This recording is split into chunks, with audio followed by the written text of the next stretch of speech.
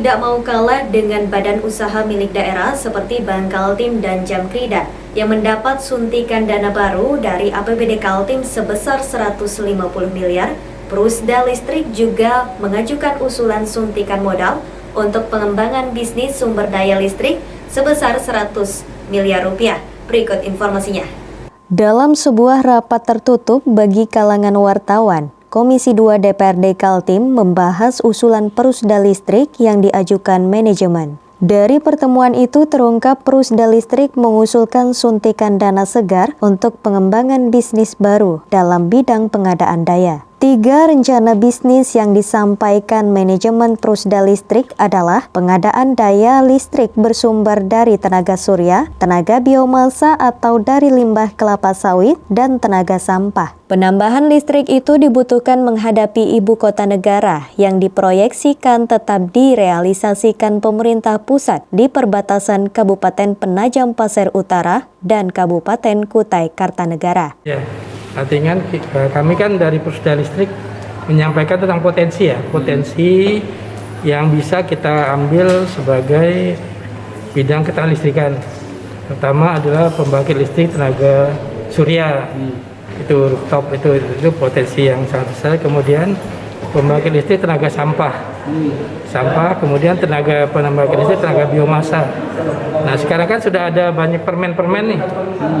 Ada permen baru yang mempermudah usaha untuk energi terbarukan. Itu yang harus kita ambil kesempatan untuk itu.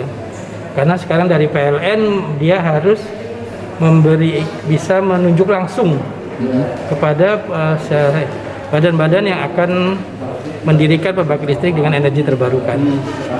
Prusda Listrik selama ini sudah menjalin kerjasama usaha PLTU berkapasitas 110 MW di Tenggarong Seberang. Prusda Kelistrikan menyetor modal 96 miliar rupiah di PLTU yang dikelola PT Cahaya Fajar Kaltim. Dan dari sisi bisnis ini, mampu menyetorkan PAD sebesar 1,4 miliar pada tahun 2020. Direktur Utama Prusda Kelistrikan Abdurrahman Syeret mengatakan, peluang bisnis listrik di Kaltim sangat besar. Lantaran itu, pihaknya selaku pengelola BUMD mengusulkan rencana pengembangan bisnis baru untuk menghadapi tantangan kebutuhan listrik pada masa yang akan datang.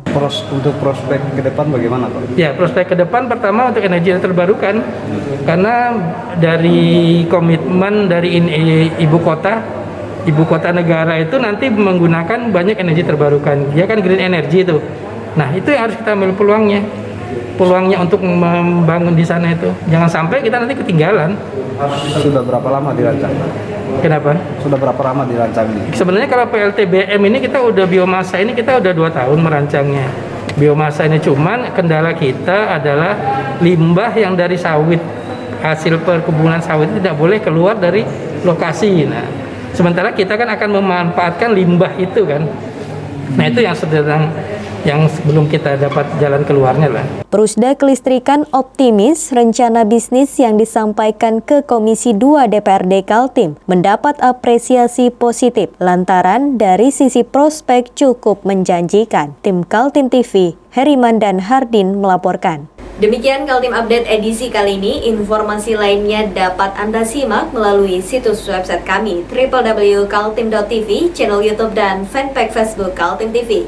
Jangan lupa untuk selalu patuhi protokol kesehatan.